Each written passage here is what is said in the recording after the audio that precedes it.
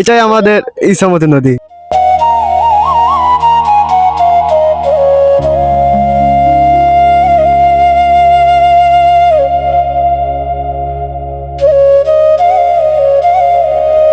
বর্তমানে ইছামতি নদীর অবস্থা, চতুর্দিক থেকে শুধু খামার আর খামারিদের বর্জ্য পুরো পানিকে দূষিত করে তুলছে।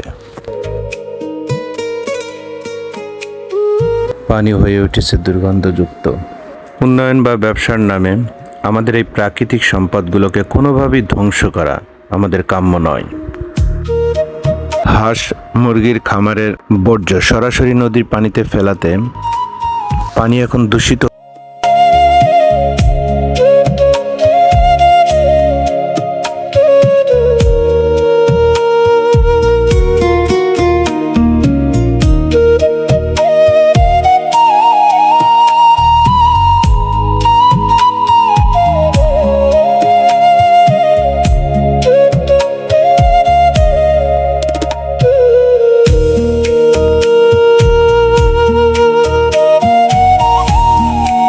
নদীগুলোর রূপান্তর সত্যি খুব কষ্টের।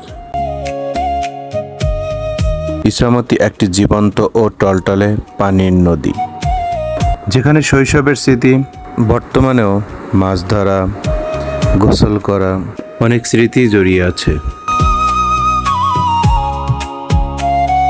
এই পরিস্থিতি পরিবর্তনের জন্য এবং ইছামতিকে আগের অবস্থানে ফিরিয়ে আনতে কিছু পদক্ষেপ নেওয়া যেতে পারে,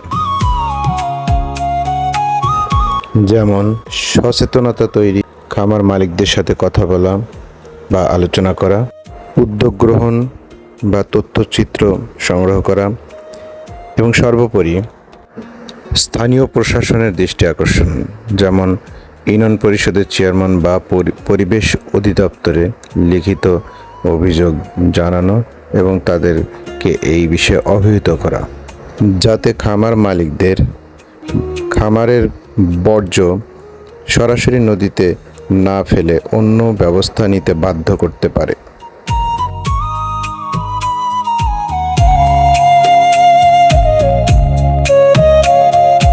সবচেয়ে বড় ব্যাপার হলো, আমার স্বার্থের জন্য অন্যের ক্ষতি করার কোনো অধিকার আমার নেই, এটা মাথায় রাখতে হবে।